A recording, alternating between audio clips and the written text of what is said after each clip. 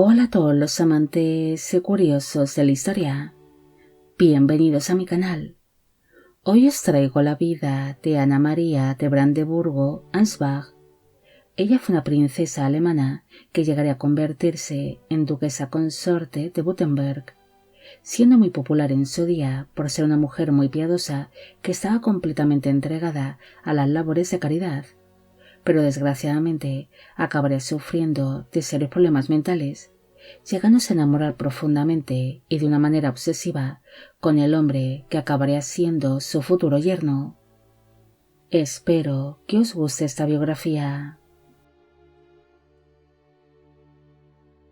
Ana María de Hohenzollern y de Podebrady nació el 28 de diciembre de 1526 en la ciudad de Kranov, en el Reino de Bohemia, actualmente en la República Checa. Fue hija del margrave de Brandeburgo-Ansbach, Jorge el Piadoso, y de la esposa de este, la duquesa Eduvigis de Münsterberg-Oels. El matrimonio tuvo dos hijas en común, Ana María y Sabina. Cuando la niña nació, su padre aún no era margrave de Brandeburgo-Ansbach, siendo su abuelo paterno, Federico I, quien gobernaba en ese momento. Cuando Ana María tenía tan solo 4 años de edad, quedó huérfana de madre, casándose su padre 2 años después y en terceras nupcias con la margravina Emilia de Sajonia, naciendo de esta unión 4 hijos más. En el año 1536 falleció su abuelo Federico I, convirtiéndose así su padre en el nuevo margrave de Brandeburgo-Ansbach, siendo apodado por sus contemporáneos como el Piadoso, debido a que se dedicó a extender el luteranismo por distintos territorios del Sacro Imperio Romano Germánico, siendo uno de los príncipes alemanes que más apoyaron al movimiento protestante. Ana María creció en la corte que su padre poseía en la ciudad de Ansbach, criándose así en un ambiente que estaba profundamente marcado por la reforma protestante. La princesa recibió una buena educación, estando esta basada en literatura, religión, idiomas, modales, música, danza, arte y labores domésticas, siendo así formada para ser una buena esposa y madre, ya que al ser la hija mayor del margrave, su destino debería ser el encontrar el mejor casamiento posible. Tras recibir una serie de propuestas matrimoniales por parte de distintos nobles y príncipes alemanes, finalmente Ana María acabaría quedando comprometida con el príncipe Cristóbal, quien era el heredero del ducado de Württemberg, un hombre que había sido criado bajo la tutela de la Casa Habsburgo, aunque posteriormente se mostraría como partidario de la causa francesa durante los enfrentamientos que se vivieron entre el emperador Carlos V y el rey Francisco I de Francia, aparte de que abandonó sus creencias católicas para abrazar el protestantismo, siendo por ello acusado de traidor por el emperador Carlos V. El 24 de febrero de 1544 se celebró la boda entre Ana María y el duque Cristóbal en la ciudad de Ansbach. Para entonces ella tenía 17 años de edad en el momento de la unión y él 28. Su casamiento fue celebrado por mediación de su suegro, el duque Ulrico de Württemberg, quien ansiaba una alianza con algún otro príncipe protestante. Los recién casados se instalaron en la corte ducal de Stuttgart, lugar donde llevaría una vida cortesana. Ana María se acabará quedando embarazada apenas 3 meses después de haberse celebrado su boda, naciendo así en el año 1545 un niño que se llamó Everardo, quien fue príncipe heredero del ducado de Württemberg. En el año 1547 nació una niña que se llamó Eduvigis, quien llegaría a ser margravina consorte de Hesse-Marburgo. En el año 1548 nació Isabel, quien llegaría a ser en primeras nupcias condesa consorte de Henneberg-Schlesingen, y en segundas nupcias condesa consorte del Palatinado Belnez. En el año 1549 nació Sabina, quien llegaría a ser landgravina consorte de Hesse-Kassel, y en el año 1550 nació Emilia, quien llegaría a ser condesa palatina consorte de Simon-Sponheim. En el mismo año en el que nació su hija Emilia, también falleció su suegro, el duque Ulrico, convirtiéndose así su marido Cristóbal en el nuevo duque de Württemberg. Ana María llegaría a estar muy activa dentro de la corte de Stuttgart, la cual se convirtió en uno de los centros más importantes del movimiento protestante, apoyando a su marido en las reformas religiosas que éste estableció dentro de sus dominios. La duquesa pronto se convirtió en una mujer muy popular, al estar muy implicada en los asuntos religiosos y en los actos de caridad, llegando a repartir ella misma medicamentos pertenecientes a la farmacia ducal entre los más necesitados, además de que fue una mujer muy ahorrativa, controlando mucho tanto sus gastos como los de la familia ducal y la corte. Su matrimonio sería descrito como bien avenido y feliz. Incluso se dice que Ana María llegaría a amar profundamente a su marido, estando su unión matrimonial basada en el respeto mutuo, buscando así una estabilidad familiar. La duquesa también sería descrita como una mujer entregada y preocupada. Ella seguiría de cerca cómo se iba desarrollando la crianza de sus hijos.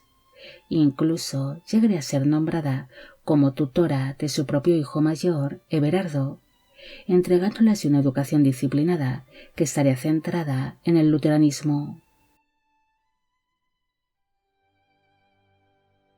Tras convertirse en los nuevos duques de Württemberg, el matrimonio seguiría trayendo más hijos al mundo.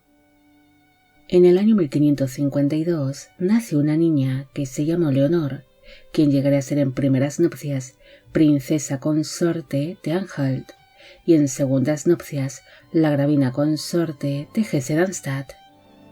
En el año 1554 nació Luis, quien llegaría a ser duque de Württemberg bajo el nombre de Luis I. En 1556 nació Maximiliano, pero este falleció con apenas 7 meses de vida.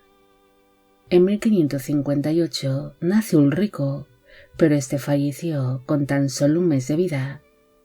En 1559 nació Dorotea María, quien llegaría a ser condesa palatina consorte de Sulzbach. En el año 1561 nació Ana, quien llegaría a ser en primeras nupcias duquesa consorte de Waba, y en segundas nupcias duquesa consorte de Legnica. Y en el año 1563 nació Sofía, quien llegaría a ser duquesa consorte de Sajonia-Weimar. El matrimonio tuvo 12 hijos en común, sobreviviendo 10 de ellos a la infancia. En el año 1568, la duquesa sufrió 2 duras pérdidas que la afectaron mucho psicológicamente. El primero en fallecer fue su hijo Everardo, quien murió a los 23 años de edad sin descendencia, siendo una muerte que la afectó muchísimo, desarrollando una profunda depresión.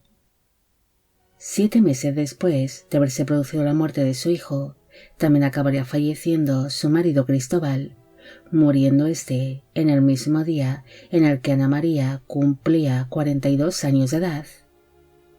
La muerte de su marido terminó por rematar la estabilidad mental de la duquesa, quien empezó a sufrir de una notable confusión mental y de continuos estados melancólicos, viviendo así bajo una profunda tristeza. La duquesa viuda permaneció en la corte de su hijo, el duque Luis I, aunque para entonces ya había desarrollado un comportamiento errático y obsesivo.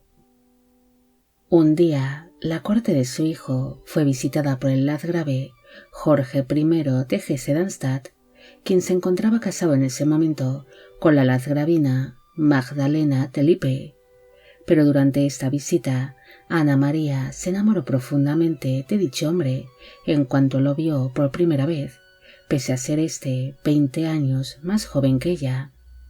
Es más, durante la estancia del Landgrave en la corte de Stuttgart, la duquesa viuda no haría más que acosarlo y perseguirlo allá donde fuese, sin una visita muy incómoda no solo para el Landgrave, sino también para toda la familia ducal. Ante el comportamiento que presentaba Ana María y su notable confusión mental, que cada día iba más, los médicos que la examinaron le aconsejaron al duque Luis que su madre fuese apartada de la corte, sino así trasladada a la ciudad de Nürtingen, donde viviría completamente recluida, sufriendo en este lugar de un notable deterioro mental hasta que finalmente falleció el 20 de mayo de 1589 a los 62 años de edad.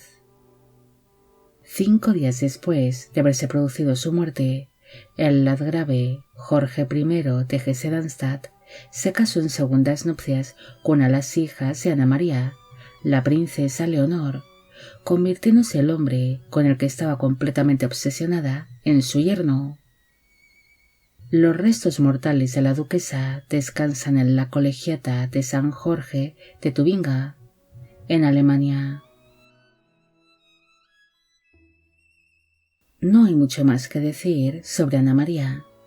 Ella fue la típica princesa de su tiempo, que fue educada para ser una buena esposa y madre, algo que demostraría durante su etapa como duquesa consorte de Württemberg, siendo una mujer admirada por ser piadosa y familiar, llegando a estar muy activa en la vida cortesana y en las reformas religiosas que llevaría a cabo su marido en su ducado.